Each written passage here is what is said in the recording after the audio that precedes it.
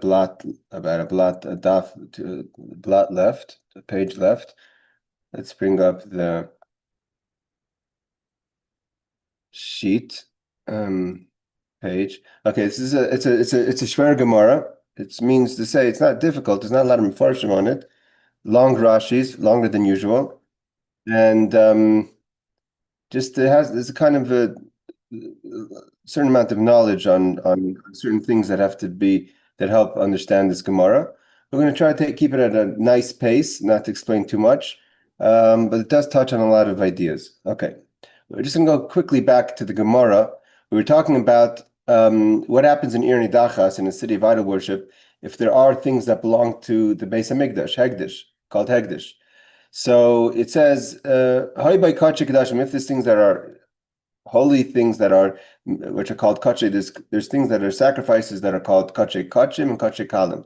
Kache kachim are more severe, with limited a lot of restrictions about where you could eat it, who eats it, when's it eaten, the time it's eaten. So like an oila sacrifice that gets totally consumed. Then you have what's the lighter sacrifices that are kind of parts of it go on the mizbeach, only parts of it go to the kohen, the rest of them go to the person who is giving the carbon, like a Passover lamb, and it can be eaten either, it's not limited to be eaten in the temple, to be eaten in Jerusalem, etc. So what about sacrifices that are in the city of a city that has an idol worship? What do we do with the sacrifices that have already been designated? We'll see exactly, seemingly to the temple. So kache kedashim v'kache mizbeachim musu, things that have been designated that are holy, or what we would call kache kalim, that are things that are designated for the altar, have to be put to death. V'mayim musu yiru achi yista'avu, let them just at least pasture until they become unqualified, and then you could just and then you could sell them as unqualified sacrifices. Means that once they get a blemish, they no longer could be sacrificed, and therefore you would redeem them with money and use the money for buying other sacrifices. And this way, it kind of washes out that this was involved of an animal that was owned or initially donated by someone who was persecuted and killed in a city of idol worship. So Rabbi Yochanan says Zevach Rishayim Te'eva, that it's an abomination. Even the monies that are kind of being washed and being redeemed, it's still considered its foundation. Why was it sanctified in the first place? Because it was given by a person who's a rasha, who's a sinner, means a person who's part of this city of idol worship, and it's an abomination where you don't want to have anything to do with it or its money or its value. Rish Lakish says it's not about an abomination, but it's more that as long as it's a sacrifice that belongs to someone, that this specific person donated this sacrifice to the temple, so it's called mamon bailim. It's as if it's that person's he or she his or her money, and because we'll see why. So if it's his or her money, so just like his or her money gets destroyed, so it won't get destroyed because it's sacred. But it gets put to death and it can't just be redeemed. And here we're talking about what makes it their money. It's called Kadashim Shechai Bachriosin. In the case where the owner, the donor, the person who's giving this sacrifice is obligated to take responsibility if something happens. And if something were to happen to the sacrifice, that person, he or she, has to again take responsibility to find another animal. So that kind of responsibility makes it their money. Reb Shimon, and this is according to Reb Shimon, that says mamon bailamu, that when you have responsibility for the sacrifice, it's still like your money, and therefore it can't be redeemed because it belongs to a sinner who served an idol. We're not going to do the Rashis. We did the Rashis last week, so therefore it's considered monies that are owned by a person who has to be destroyed. So it doesn't get destroyed like the city because it's sacred, but it gets killed. So the Gemara says it can't be Reb Shimon. Why can't it be Reb Shimon? Because the very fact that Reb Shimon himself in the Brisa disagrees or says a second opinion, we learned last week that it's Reb Shimon gives his own opinion about what kind of things, what happens to sacred articles in a city. So it means the first part of the Mishnah's Brisa is not Reb Shimon. So how could you say that this is according to Reb Shimon that says that when a person is obligated for the responsibility of the sacred sacrifice, that would make that person it still has the name of that person. It's called mamon bailim. So therefore he says that it can't be Reb Shimon. So who is it? Lav Reb Shimon. So Bekachim Kalim. So therefore, we're not talking about, yes, if it is sacred sacrifices. So then you could, once it's sacred, meaning it's something that's not eaten at all by the owner, by the donor. It's only either totally consumed on the altar or eaten by the priests only in the temple, etc. There's all the restrictions that we learned last week about the difference between what's called a light sacrifice and a more intense sacrifice.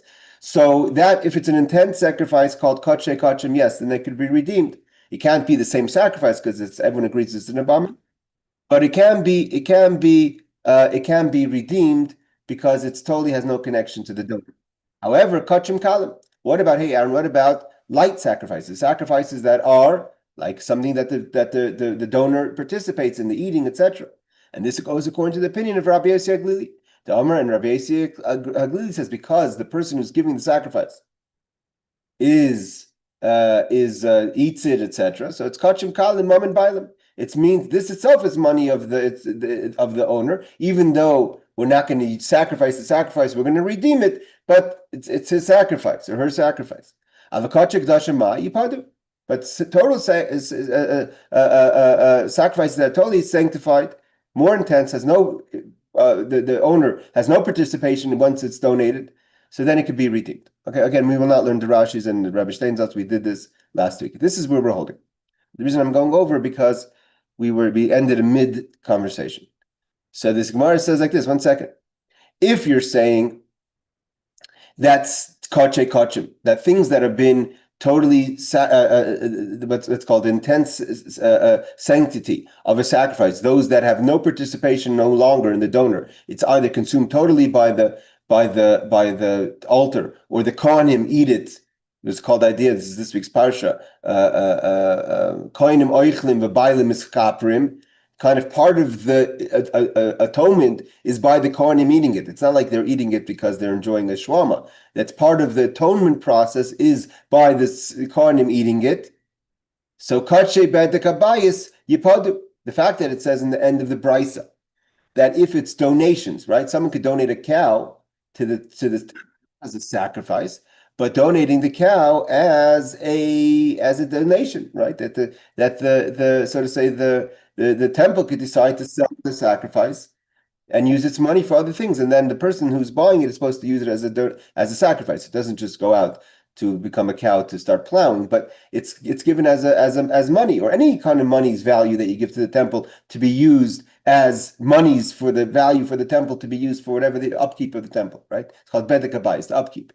So we learned that the upkeep of the liflik listening b'didah. We should have said clearly. When does it get killed? The kalim only according to Rabbi Yossi that something that's considered a light sacrifice, that it's going to be eaten also by the donor. Hey Shuki. So we're on Yud Beis Amid Beis, Kuf Yud Beis Amid Beis, 112 on the second side. So if it's kachei kalim, then it gets killed. Avakachei kedashim yipadu. It should say, but the Mishnah should say, but something that's a kachei kachim, something that's a sacrifice that's sanctified, meaning to say that has no more participation in the giver, the donor, should be able to be redeemed.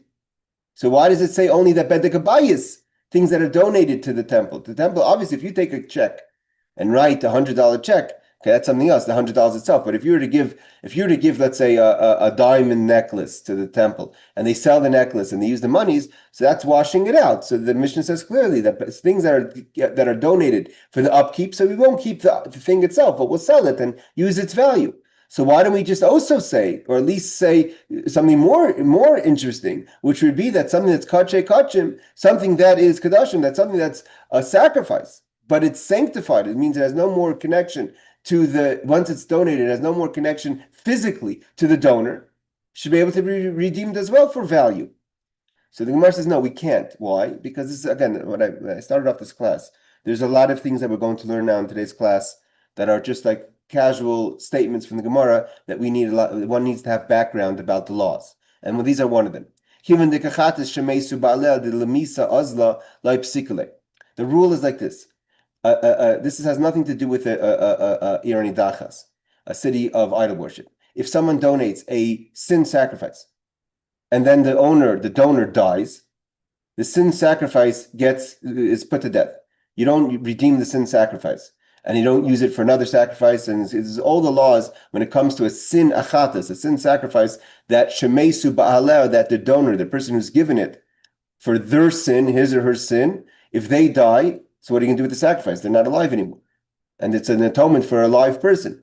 So what you do is the lemisa azla gets put to death. That's just the rule by any chatas, any sin sacrifice, that before the actual slaughtering of the sacrifice and the sprinkling of the blood, etc., the owner dies, you can't use the sacrifice. So therefore, we couldn't just say a general statement that kache kadashim yipadu, because these people are being put to death. And included in kache kadashim, sanctified sacrifices, is the chatas. That's one of the kache kadashim. So you couldn't just make a blanket statement to say kache kadashim yipadu. Therefore, it says bedek abayis yipadu, based on our explanation that it's according to the opinion of Rabbi Yossi HaGlili that it's only about kache kalim. So therefore, we know that if it's not a chatas, it could be redeemed. But the Brisa doesn't say it clearly, because by just making a blanket statement, one would think maybe this includes the chatas, and it doesn't. Again, not because the person who's being killed is part of an idol worship city, but because the person who donated is being killed. At the end of the day, if the donor of a sin sacrifices dies, even natural causes, before they sacrifice it, we put to death the sin sacrifice. That's the law. Okay. This is, again, one of the points that I said, that one has to have a little bit of background about the laws of chatas. So let's see the Rashis. The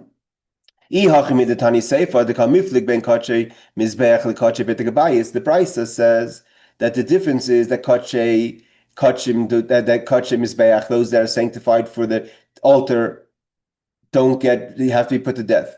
But that is that those that are sanctified for the upkeep could be redeemed. They should have said about the altar itself. The kachim is be'ach atzman.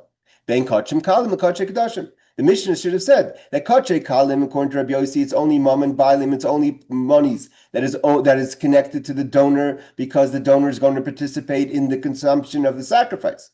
Whereas the sacrifices that are given over totally to the temple, although it's for your atonement, so you no longer have an ownership in it, and therefore you could redeem it. So why don't we say that clearly in the Brisa? The lemisa azla kadamrin and chamash chatis misas. Then we learn in the Talmud, it's brought down, that there's 5 different sin sacrifices that get put to death. There's many scenarios. The sin sacrifice is a very complicated sacrifice. But one of these ideas is that if the donor, the person who gives the sin sacrifices, dies for whatever reason, in our case, the person's dying because he's being put to death. It could be the person dies of natural causes. It makes no difference. If the person's no longer alive, that sacrifice has to be put to death, the sacrifice itself.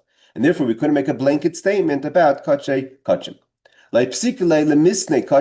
Therefore, we couldn't just make a general statement that sanctified sacrifices, meaning that gets totally consumed or eaten by the kohanim only, the Ir Hanidachas yiru, that they should pasture, and then you could sell them let them get a blemish and redeem them. They keep in the meisulahem, because the person who's donating these sacrifices are going to be killed. And if one of those sacrifices is a sin sacrifice, that they donated for another sin, right? We're not going into the contradiction of things, of how a person who's part of Ir Hanidachas is donating a sin sacrifice. We live contradictions our whole life. It's not unique to this situation. But if one of these persons that were involved in the Ir Hanidachas, and that person gets put to death for serving idols publicly after warning and witnesses, but also that person also on the side has a sin sacrifice designated for the temple to atone for another sin that they've done. Azle lemisa, the kol chatas shemeisu ba'alei meiseis b'mesechtes haris. We learn that any time a chatas, again, not exclusive to our case, but any time a sin sacrifice, the bailim, the person who's giving the sacrifice, dies or is put to death, or however that happens, not important, the chatas has to be put to death. Mefarish taima, and we learn in Haris the reason for this. But Rashi concludes, yes, any other sanctified sacrifices that are not a chatas, a sin sacrifice, Kigoin, for instance, Hashamais is another type, Shemeis Baleim Yiru, then they would be able to pasture and find and get a blemish and be redeemed for value. Okay, so therefore, it's just explaining why the Mishnah doesn't say it. Again, this is not an easy Gemara. The end of Sanhedrin is kind of complicated, and again, with a lot of laws that, as if the Gemara is just shooting out laws that we should be familiar with. Okay. The Gemara now continues. Bishleim Rabbi Yochanan. I understand why Rabbi Yochanan says that the reason why we don't redeem sacrifices, and the conclusion of the Gemara is a light sacrifices that the owner participates in because it's Zevach Rishayim Ta'eva. He has a clear reason. He has a verse that says that a sacrifice of the wicked is an abomination. End the story. We don't want to have anything to do with it, its money, its value. But Reish Lakish, he doesn't say that. Reish Lakish says, "My Tamalayim Rabbi Yochanan." Why doesn't he say like Rabbi Yochanan? Why doesn't he just agree? And we'll see in the difference what's the practical difference between the two opinions. But why doesn't he say like Rabbi Yochanan that's an abomination, and therefore any monies that started from a person that's part of this kind of abomination of being a part of a city of sin of idol worship, we don't have anything to do with it, its value or anything. So the Gemara says he answers. Amar Lach, so Rish Lakish tells you again. We talked about this before. The history of Rabbi Yochanan and Rish Lakish. Rabbi Yochanan was the teacher. Rish Lakish was initially not just a student, but he's a Baal Tshuva. He was a bandit. He was the worst man on the street. He was the mafia, the bandit. I mean, he threatened to molest Rabbi Yochanan in his bad days, and Rabbi Yochanan made him a Baal Tshuva, married him off to his sister. But then they became colleagues in Torah. So we see a little bit of sometimes in their arguments, their past, where they come from, would show up. So Amar Lachzer B'Reish Lakish says, when do we say that the sin of the wicked is an abomination? That's only if the actual donation is in front of us. We're sitting here with an animal that was donated by a wicked person. We're not going to sacrifice it. But in our case, once you're washing it through selling it and using its monies, that's something else. And Rish Lakish doesn't say that the abomination doesn't go that far. That's what he says. So let's see Rashi. Rashi says, the isnu beinayu, the hein atzmem vadi ein akrivim. Rish Lakish agrees that we definitely don't sacrifice the sacrifice itself that's donated by a person who was part of a city of idol worship. Because it's an abomination. And Rish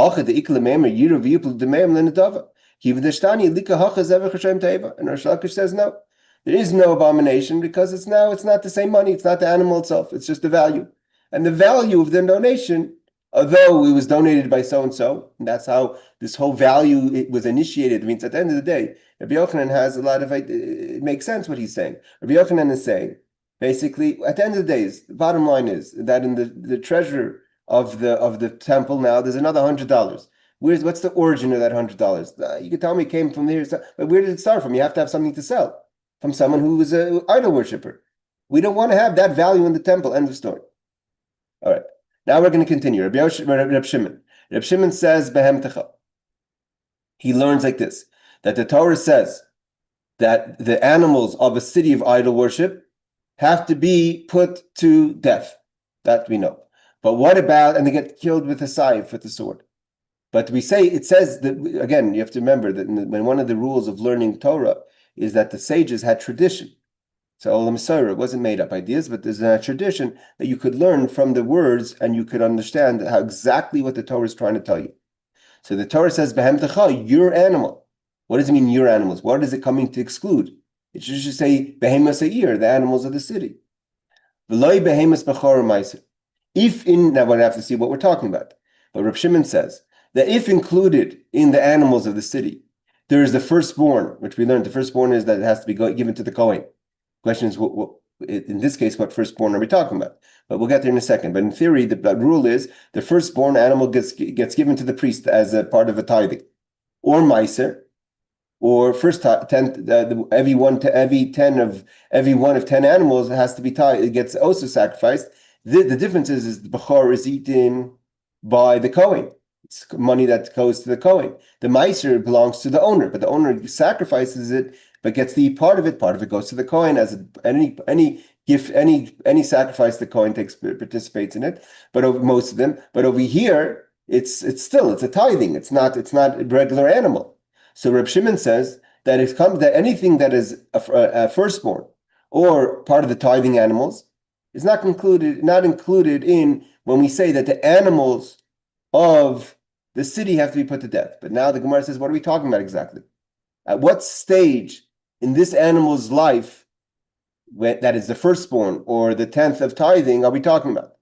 The Gemara asks, what are we talking about? If we're talking about clean animals, meaning complete animals that are qualified to be sacrificed, means they don't have blemishes that are make them disqualified.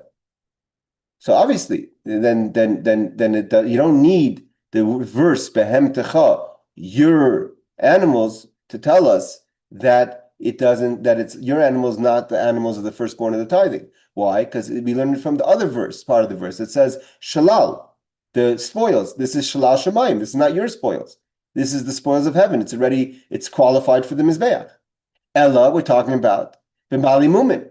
We're talking again. Reb Shimon disagrees with we're going to see that Reb Shimon disagrees with what we learned before about what kind of sacrifices get disqualified. So we must be talking about animals that have been blemished and no longer qualified. So what happens if they're no longer qualified? If they're no longer qualified, so then the Kohen keeps it as just an animal, and so too the owner just keeps it as an animal. So then it says, what do you mean? Shlolaninu, then it is part of the spoils. Once it's disqualified, there's no middle ground over here. If it's qualified for the altar, then it's not part of the spoils of the city. If it's disqualified for the altar, then it just belongs to the owner. In this case, either the owner is the Kohen, or in the 10th or the tithing animals, it belongs to the owner. So it's regular spoils. It's no longer qualified. It's disqualified from the altar, and that's it. It's just like a regular cow. So why wouldn't it be killed like with the rest of the animals? Let's see Rashi. Rashi says, again, there's a lot of information here that's being kind of run through in the Talmud. Maybe we should go slower, but we're going to go a little faster. Hopefully everyone can hold cup, like they say. Not the animals of the firstborn of the tithing. If part of the animals in the city were firstborn animals or part of the tithing animals. Again, the tithing animals is if you have 10 cows, one cow has to be sacrificed, and then the owner eats it, but it's a sacrifice. Shehu shel Yisrael. That means the owner is an Israelite. But nevertheless, the fats and the blood go on the sacrifice. So Rashi, so initially we think that it means to say it doesn't get killed with the rest of the animals because it's not called your animal, it's God's animal. So then the Gemara says, one second, if it's talking about qualified animals, that means the animals are not just firstborn or the 10th, but they don't have any blemishes, and you could actually sacrifice that animal on the altar.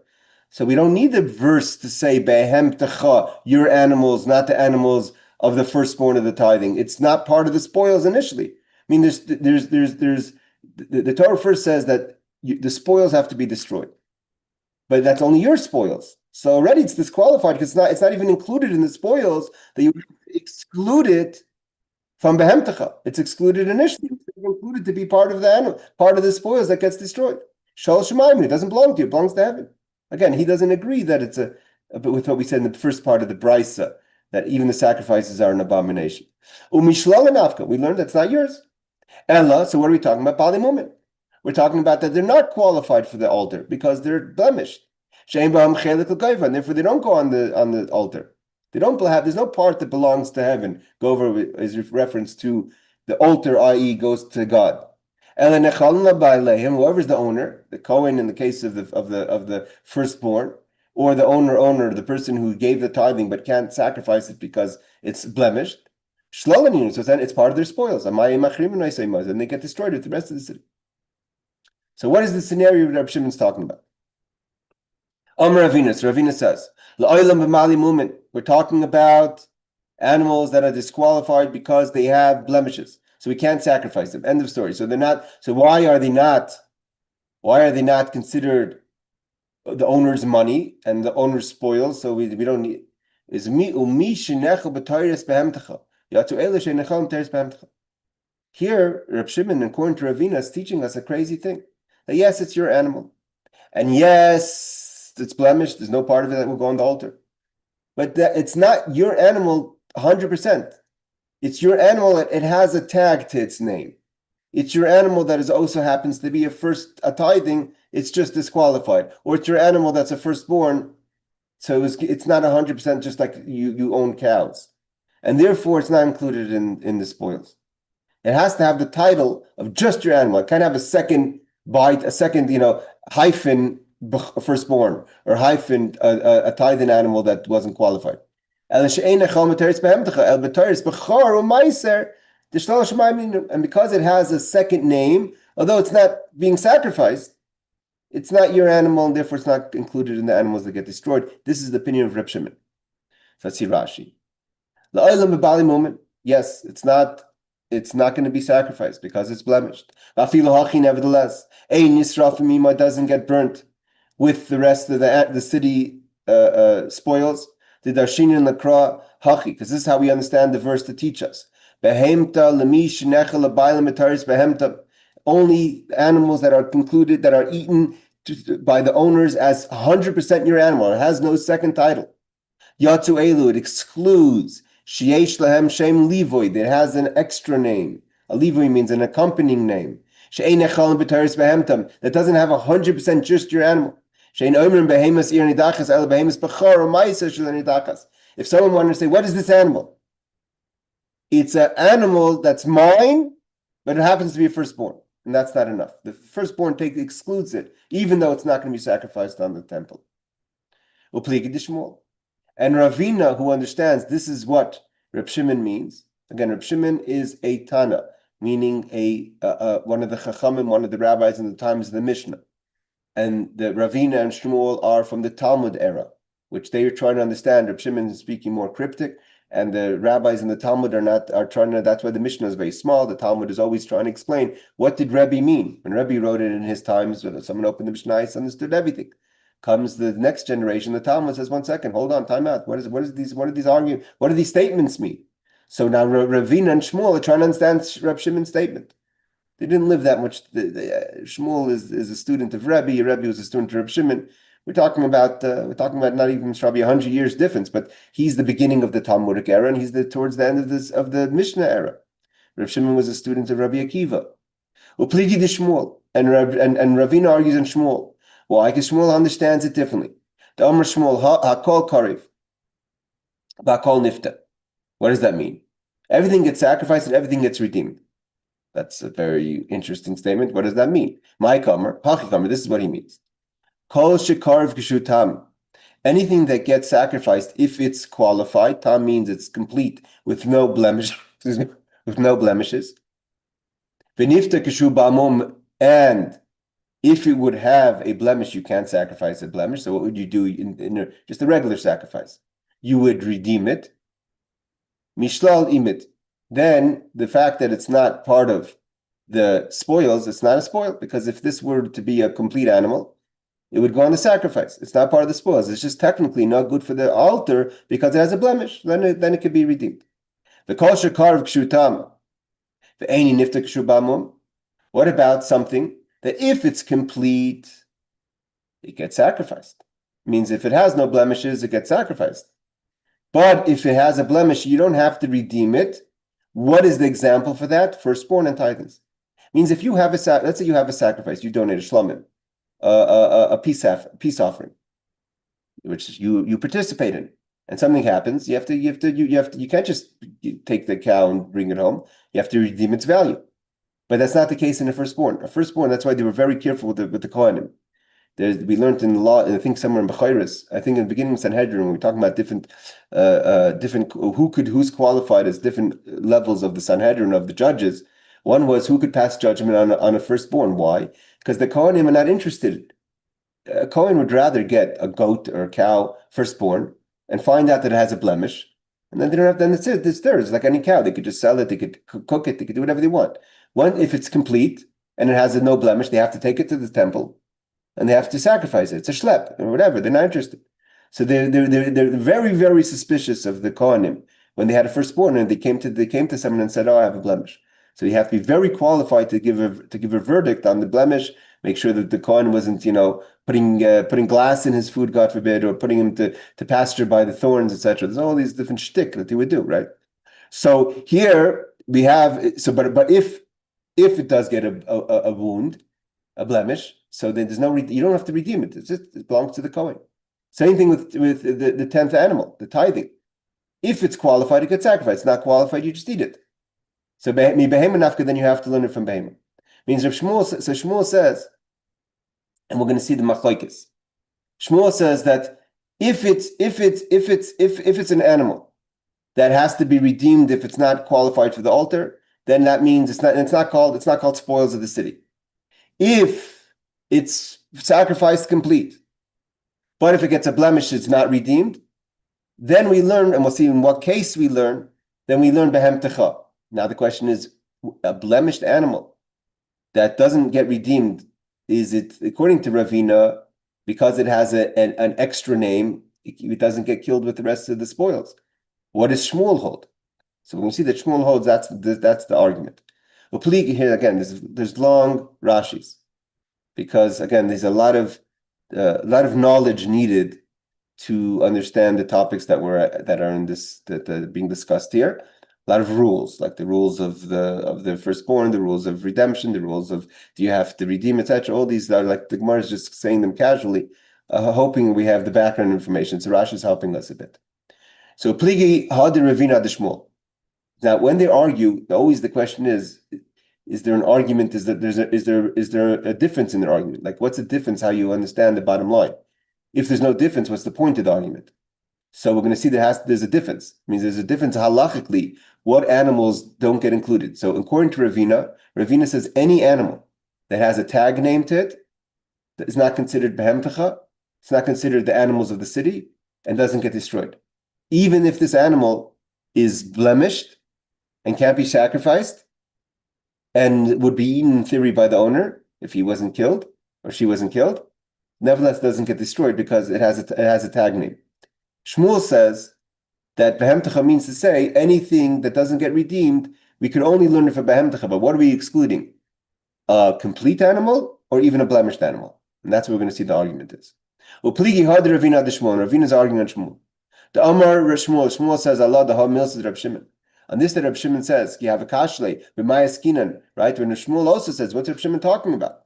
Have a metar tachi akol kar v'kol nifte. He explained like this. My kamer, what does this mean? Hachi kamer, this is what it means. Kol shu karev legoiva, kishu tam, whatever gets sacrificed, when it's complete, it gets put on the altar. It means any animal that's been designated as a sacrifice. And when it's complete, it gets sacrificed. However, when it gets a wound, and this applies to any animal that gets a wound, tzarech b'diyah would need to be redeemed, if that's the case of what we're talking about. You're going shar kachim kalim like any other light sacrifices, a Pesach sacrifice, a peace sacrifice. Like we said, those are called the light sacrifices. So if they're not qualified, what do you do with the animal? So you sell the animal and you redeem it, and then you use the value to buy another animal. But that doesn't apply to the tithing animals. The firstborn. Hanu, those animals, Mishlal and Afka. So the animals that are not first tithing or first animals, which are the Bechor, or the 10th tithing. So any other Kachei column that have to be redeemed if they become disqualified. So that's not considered spoils of the city. The Ein Machrimim might say that they don't get destroyed with the rest of the city. The Hayil v'tzrichei pediya b'mama and shalosh shemayim, because the temple still has ownership on it. Why? Because the temple says you can't just use this animal; you have to sell it and use its money for something else. Korean Bay, therefore, it's called spoils of the heaven, spoils of the temple. And obviously, now we see, according to Ravina, he argues on Reb Shimon argues on the Tanakama, on the first part of the Brisa, the Amar Kachim Kalim Am Bailamhu. So they have a fundamental difference, argument. That we learned before in the beginning of our class today, that the opinion of the initial opinion that we learned last week of the Brisa, that the Tanakama means the first opinion, says that any sacrifice that's a light sacrifice, according to Rabbi Yossi, is Mammon Bailam, belongs to the owner. Why? Because the owner has benefit from it. Therefore, we can't redeem it, and it gets destroyed. It doesn't get killed with the rest of the city, but it gets killed in a more respectable way. But you can't keep the animal because it's still part of it still belongs to the person who is being killed. So therefore, kachim kalim, you can't redeem it. But according to Reb Shimon, no. The very fact that the temple demands redemption means to say that it means no one argues about the law of the animal. Everyone agrees. Let's say this wasn't an animal from a city of an idol worshipping city. So if you donate a peace sacrifice, you're just a regular person, not a sinner, not a part of a city of idol worshippers. You just donate a peace sacrifice, and something happens to animals, no longer qualified to go in the temple, according to the technicalities of what's considered a blemish.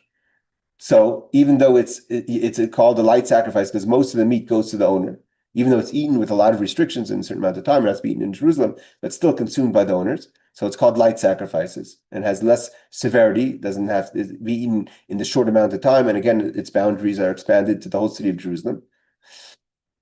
So it's called Mamim Balim, so then you have to redeem it.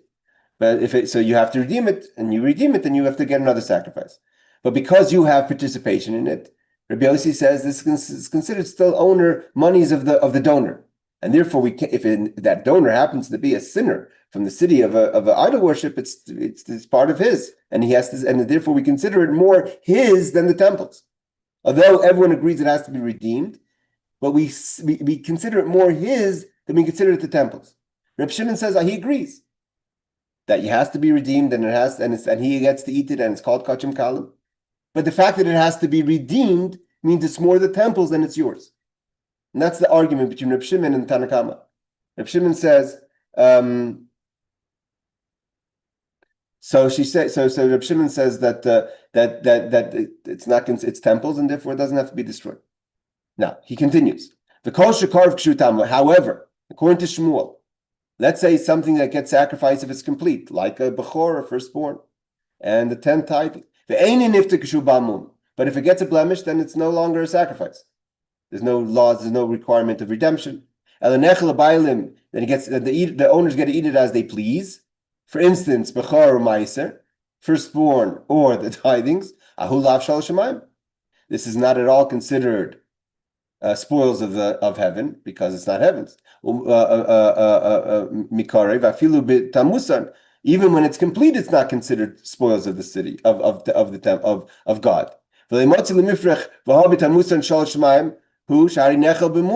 very fact that it could be eaten with a blemish, it's not considered spoils of heaven, according to Reb Shimon. Therefore, we needed a second verse that says that only your animals, not the animals that can be sacrificed. But this only excludes a firstborn or a tithing animal that's going to be sacrificed actually, that has no blemishes. The Mishlala Liklamute, we can't exclude it from not being spoils of the heaven. We need a special verse to say Behem Techa, because at the end of the day, it will be sacrificed. And the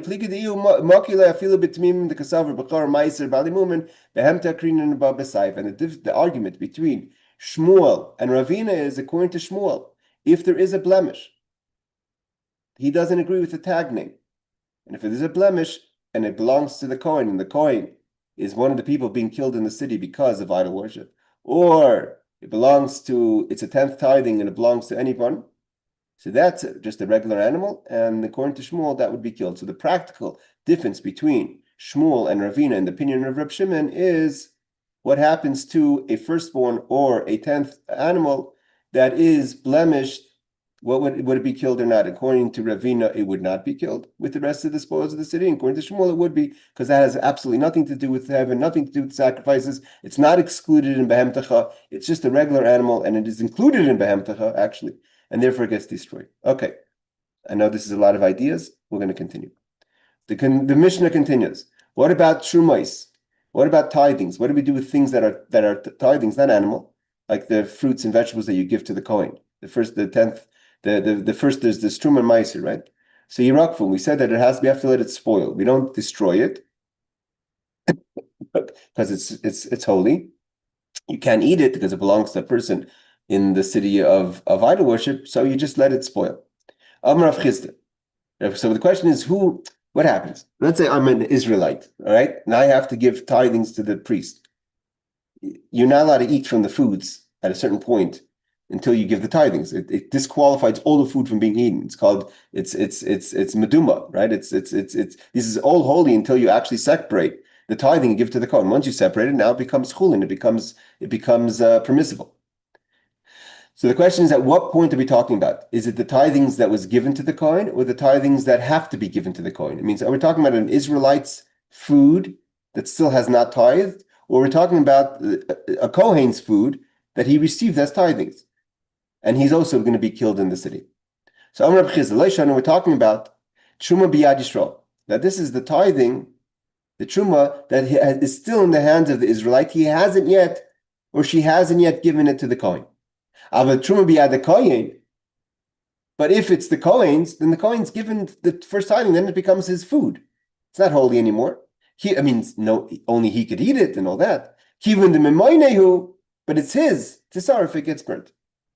So according to Rav Chizah starts off saying is that when does the truma have to be let to be wrought is only if it's still in the hands of the Israelite and it hasn't been transferred yet to the Kohen. But once the Kohen takes ownership of it, it's his possessions and it gets destroyed like anything else that he owns. Similar to what we're talking about the firstborn. Truma biyad Yisrael shadayin lo nitin lakohen. If an Israelite has to give tithings, hasn't yet separated it or given it to the Kohen. Even if this wicked person is evil and he's going to be killed and his possessions are going to be destroyed, Truma should be it still doesn't get burnt. The Truma, the tithings that is in his hands, won't get burnt with the rest of the city. Im shar shlala, with the rest of the spoils. The halav didehu, it's not his. He's not allowed to eat it. The shema hayyinasin, the kohen tzaddik. What happens if he would give it to a righteous kohen shebechutzalah that's outside the city? Because if it was in the city, he gets destroyed it doesn't make a difference. But if let's say he decided to give it to in a neighboring city to a righteous Kohen, so then why should it be destroyed? Therefore, it doesn't get burned with the rest of the spoils. The Hanikipikadin is no different than if, like we said before last week, if you're holding a deposit, if you're holding a collateral of something, of Ir Hanidachas, and you have it. We said in Mutarim, you don't have to burn things if someone deposits an article by you and he's not part of the city, it doesn't get burnt with the city. It's not yours.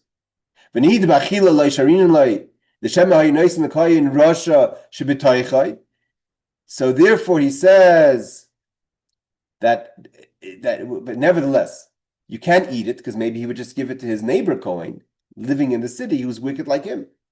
So we don't know who he's going to give it to. So therefore, we say, let's let it yikarvu, let it just spoil. But if you already gave it to a wicked Kohen, if you gave it to a Kohen outside the city, obviously not a problem. But you gave it to a Kohen in the city, and he himself is as wicked as you, then it gets burnt to the rest of the spoils of the city. Okay, that's what Reb Chizah says. Meisir Rav Yosef, again, these are the Talmudic scholars trying to analyze the price. Meisir Rav Yosef asked a question. We learned the continuation of the Braisa is that if you have second tithings, what is second tithings? We learned second tithings is the second tithings belongs to the owner that has to be taken either itself or its value up to the temple and eaten in Jerusalem. Or you have holy articles like mezuzah or kisvei kodesh or tefillin. So what do we do with that? So we said Yiganzu gets hidden, it gets buried. But why are we differentiating? If you're according to Reb Chizda, if you give truma to the Kohen, it gets burnt automatically because it's his money. So why doesn't the second tithings get burnt? Second tithings also has to go, belongs to the owner. He eats it. Viktani Yigantu, it doesn't get burnt, it gets buried. So therefore, Reb Chizda, we didn't understand him correctly. So this is what Reb Chizda really said. Reb Chizda says, when does it get rot? When do you let it rot? If you donated the truma to the Kohen, then it's like the second tithings, and then you can't burn it because it's still holy, and you have to rot it. You can't eat it because it belongs to a wicked person, but it gets buried out of respect of its being tithing. What happens if an Israelite is about to be killed because he's part of a city of idol worship, and all his possessions have to be burnt? But he says, 1 second, before you kill me, I just want to let you know that these 40 apples, I have to give it to a Kohen. So what do you do with those 40 apples? Why should you bury them? So he says, we give it to a Kohen, Bezdin does, whoever. It gets given to a Kohen in another city. So it gets eaten. But if it's already given to the Kohen, in a wicked Kohen, so then it can't be eaten by anyone because it belongs to a wicked Kohen. And out of respect to it being of its sanctity, we let it rot. Okay. And that's why that would be similar to second tithings that also belongs to the owner, but it doesn't get burnt, it gets buried. Viktani ganju afagav de memayne hulay amr tisarf. We don't say we burn it, even though it's owned by it gets eaten by the owner. Elatrum biat kain de memayne hu v'lay mezazlinen by kulihai hayiv because we're talking about truma that was given to the Kohen. The Kohen's wicked; he's going to be killed.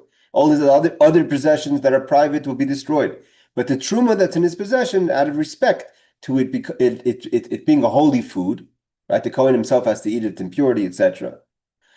So therefore, out of respect to its sanctity, we don't destroy it; we bury it, we let it rot.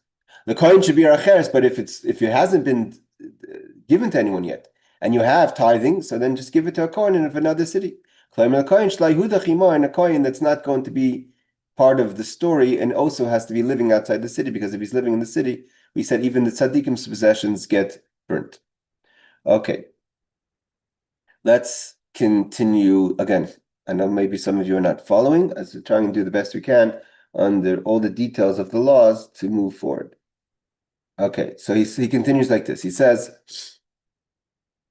Tanan, we learned that Isa Shamaisa Sheni, that dough that belongs to the second tithing. Petur min challah. We don't have to give challah. Challah is we separate part of the bread, the dough, for the coin. But if the dough is dough that's made from the second tithing, the coin doesn't get any part of it. Divrei Rameir, that's the opinion of Rameir. The rabbis say no, even though it's second tithing, but still the part that you give to the coin has to go to the coin. Amar Rav Chizr says, Machlekes ma'aseh sheni b'shleim. What are we talking about? Where is this dough? So Rab Chizr says we're talking about that the second tithing has already reached Jerusalem. Then now you're in Jerusalem, you're supposed to eat the food, right? You made yourself a dough, you make yourself bread from your vegetations that you brought up to the temple. So you made a dough. What do you do with? Do you give challah or not? The Rameir Savar Ma'aser Sheni Mammon Gavayu. At the end of the day, is even though the person is eating it, but it's holy, it's heavenly food, and therefore the Kohen doesn't get it. The Kohen only gets mundane food, chulin. Rabbanan Savra, Mammon Heditu. Even though the owner eats it in Jerusalem, but at the end of the day, the person is a regular person. We don't call it holy food. But if you didn't make the dough yet, but the dough is still you didn't go to Jerusalem yet, where it's now permissible for you to eat it. Divrei hakapot you don't have to give because it's not yet, it didn't transition yet from being outside of the cities of Jerusalem to inside the city of Jerusalem. See, Rashi will explain. So Rashi says like this: you can't eat it yet. The second tithings can't be eaten outside Jerusalem, unless you're going to redeem it. Because it's going to be redeemed, and you're not eating it, so then it's considered mammon gevaya. It's considered holy, God's, so to say, food, and therefore you don't have to give tithings of the challah to the coin. Lashon Achar, another explanation is but because you can't eat the bread yet, even though you may not be redeeming it, the hainu b'shas gilgul ha'isa, when you're making the dough, like Korean by Reish says arisai seichem, it's not called your dough. Even if you're going to redeem it, patim min challah means the other idea means if you make a dough that hasn't been redeemed yet, even though you plan to redeem it and then take its value up to the temple, but it's not your dough yet, it hasn't been redeemed yet, therefore you don't give challah. Okay. Meisar Rabbi Yosef again asks Ram Chizda. But what does it mean in the Brisa? What are we talking about? In the Brisa that says, based on this, that we know the laws of the second tithings. What is the case? One case of second tithings or holy things that get buried in a city of idol worship, what's the scenario of these second tithings? If you're talking about seemingly that the city that's going to be destroyed is Jerusalem, because the whole city of Jerusalem served idols. We can't. Why? Because Ir Hanidachas, you can't make Jerusalem a city of idol worship. It means although it's possible that the city of Jerusalem did serve idols, but it's one of the disqualifications. You won't destroy the city. Although unfortunately in the history of the Jewish people, especially in the first temple, you had situations where there could have been a majority of the people serving idols under the evil kings. But nevertheless, one of the things is that Ir Hanidachas, a city of idol worship, doesn't apply to Jerusalem. Because we learned Asar Dvarim Nemar B'Yerushalayim. One of the things he said about Jerusalem, and one of them is V'zu achas mihen einin Ir Hanidachas. Just the fact. The law is you cannot turn Jerusalem into an Ir Hanidachas. We explained why before. Because it doesn't belong to any specific, it belongs to everyone. We're talking about a person. So where's the second tithings? Obviously, the second tithings are not in Jerusalem and didn't happen from Jerusalem because the Jerusalem can't turn into a city of idol worship that gets burnt, etc. Doesn't have the laws of that. It means it's not because people won't serve idols, but it doesn't get destroyed like other cities would get destroyed. Is talking about another city. And the person brought now, a person, let's say, is part of an idol worship city. And that person is part of the chevra that's going to be destroyed. And he took up, or she took up, their second tithings to the temple. Hakatlu mechitzes. The rule is that the walls of Jerusalem take possession of any second tithings once it enters the city. Once it enters the city, you can't redeem it anymore. It's been koilet. It's been, what does he say in English over here? It's been admitted by the walls. Once it's been admitted by the walls, why would you have to burn it? It's no longer, it changes its status. So he says, okay, so Yudvarm Nemar B'Yerushalayim Perek Meruva Chashivalu. We learned that 10 things it says about Jerusalem. One of them is that it can't be a city of idol worship that gets destroyed. So we have to be talking about another city, where a person was in another city, had second tithings, and brought it up to Jerusalem. The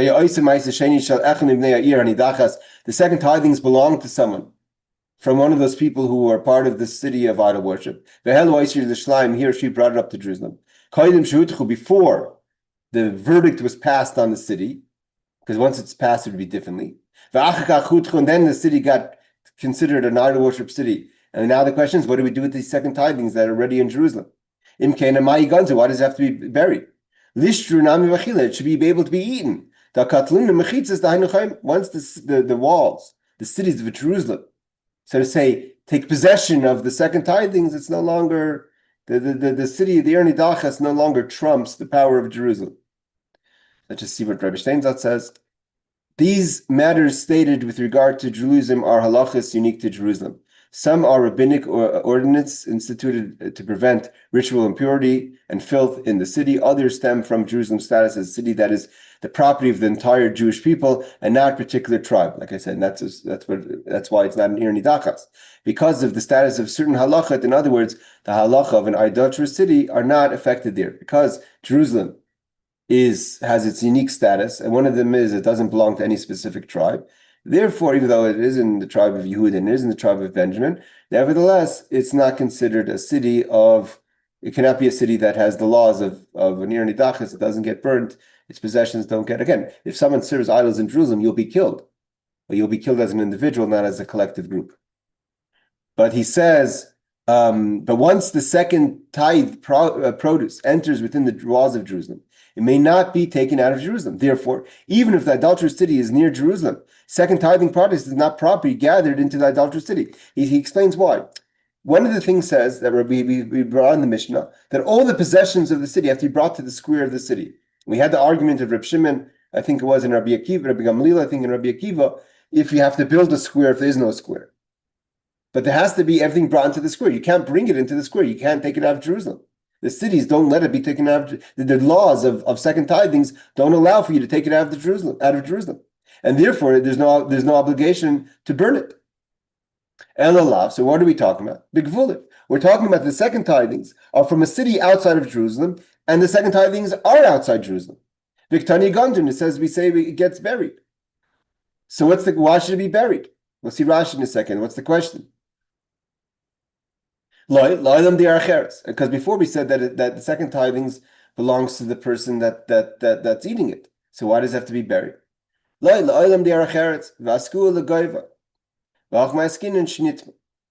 we're talking about that it belongs to another city and is brought to Jerusalem. But once it becomes impure, then you could take it. You could redeem it and take it outside the city.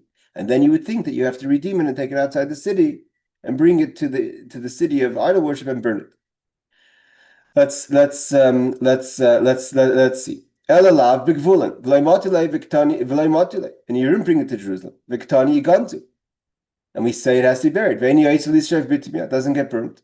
Why? V'imi said the b'gvulan l'divrhakamam gavaya, and if you're saying that, like we said by dough, what did we say before by dough? That dough that's outside of Jerusalem doesn't have to be given challah because it belongs to God. So why are we burying the second tithing? Why are we even burying it? It shouldn't be. It should be permissible. Lishri nami b'achila, it should be able to be eaten and taken up to Jerusalem. Elalav ma'amin heditu. V'nihid b'sreifa lo mishum zilusa. So why don't we burn it? We don't burn it because we don't want to shame it. But we bury it. So what do we see from here? That dough also should have to be given challah. Again, you have to follow the conversation here of what we're trying to figure out. We're trying to figure out second tithing. We said before the second tithing that there's dough. That if you separate it, that you don't have to give challah if the second tithing has not made it to Jerusalem yet. Why? Because it's God's food. If it's God's food, so why are we burying it? It should be permissible to be eaten somewhere or another once it reaches Jerusalem by someone who inherits from this person, the son of this person. Let's say the son of this person takes his father's second tithings, brings it to Jerusalem and eats it. Why? Because just like you don't have to give challah from it, it shouldn't be burnt. Why is it being buried or burnt? So it says no. Ir Hanidachas. It's second tithing that belong to a city that's going to be destroyed. And you brought it up to Jerusalem, so now it's permissible. But now you want to say that since the walls grasped it, so therefore, anyways, you can't bring it into the city, so it should be able to be eaten. It became impure. You can't eat it when it's impure. Like it says, I didn't get rid of it when it was impure. Okay. We're going to see in a second that the question is that if we're talking about tamei, so that's why it gets buried anyway. It gets buried in Corinth anyway, even if it didn't belong to an idol worship city. You can't eat second tithings that become impure. You have to keep it pure. It means if you take second tithings and bring it into the house of a dead person, so the second tithings have to be buried. You can't eat it when it's impure. So here, the reason why it gets buried is because it's second tithings that became impure. So the obvious question is, it has nothing to do with the city of idol worship. It has to do with the laws of second tithing that became impure. So he says the Gemara is going to ask that. So v'lifrike, so let him redeem it, keep the money in Jerusalem, and bring the actual fruit back to the city of idol worship. The law is that second tithings that become impure. Even you could redeem it in Jerusalem, although you can't redeem in general second tithings. Means this is the law of second tithings. Second tithings is, let's say you live in Tiberias. Those days, Tiberias to Jerusalem was a long trip. Today, it's a long trip. You don't want to schlep your fruits and vegetables to Tiberias. So you take your fruits and vegetables that are second tithings, you sell them. You get a check or a credit card or money. You put it in your pocket, you travel to Jerusalem. And let's say the $100 you made in selling your second tithings, you have to spend it on eating food in Jerusalem. So you buy yourself a steak, you go out to a restaurant, you have to spend it on certain things. You can't just spend it on anything. But whatever it is you spend it on, you spend it on. So you're kind of redeeming the money and using the money in Jerusalem as second tithings. But the law is, once you come to Jerusalem, you can't just bring your fruits to Jerusalem and sell them and buy something else. You have to eat the fruits. If you bring the apples all the way to Jerusalem, you can't say, okay, I don't want to eat apples. I'm going to sell the apples to someone in Jerusalem and buy with it steak or buy with it oranges. No, once it comes into Jerusalem, you have to eat it. But that's only talking about if it stayed pure. But what happens if it became impure? You can't eat it anyways. So you redeem it and use the money to buy something else in Jerusalem that's pure. So if second tithings become impure once it reaches Jerusalem, you can't eat it. It means you can't. The pasuk really is talking about you can't carry it. That if you can't carry it, then you redeem and get money and take the money to Jerusalem. But se'esei also means you can't eat it. Why can't you eat it? Because it became impure.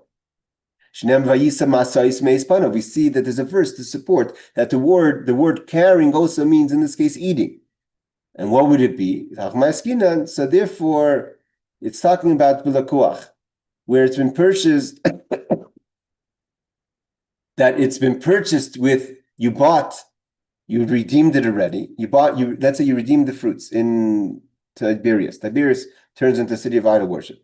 You took the money into Jerusalem, so now the money can't be taken out, but you bought something in Jerusalem that is impure.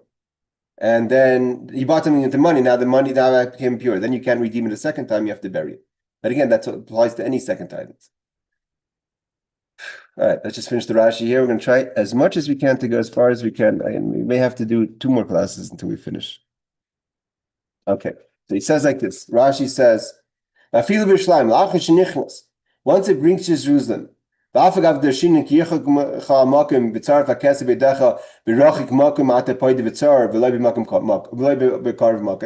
though technically we learned that you can't redeem the value only once it's in Jerusalem or close to Jerusalem, only if you can't carry all the fruit.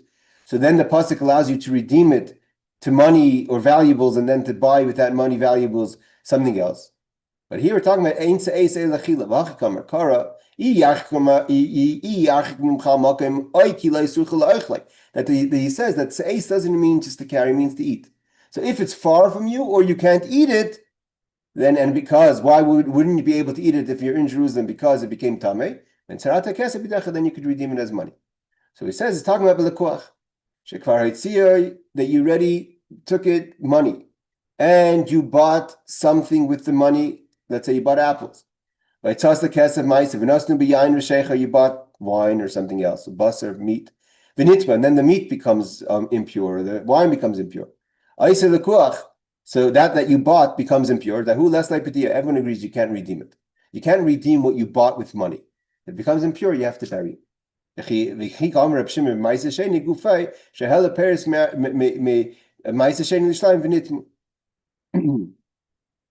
Rabbi Eliezer says that it's talking about that when you actually brought the second tithing to Jerusalem, and it becomes impure. But if it doesn't, but if you bring the money and the money you buy something and becomes impure, then it can't be redeemed. All right, just this quickly finish over here. We'll have to start next week from the next page. We have 1 more page left, guys, to the end of Sanhedrin. Second tithing has become impure, is redeemed even in Jerusalem in accordance with the opinion of Rabbi Eliezer. Okay. All right, ladies and gentlemen, thank you for joining. Shirky dropped off, but we have 1 more page. I guess we have, 1 or 2 more classes until we finish. We'll figure out how we're going to do the Siyum. For those of us, some of us were there for the entirety of it. But either way, Laila Tov, thank you very much. Thank you for staying with me on this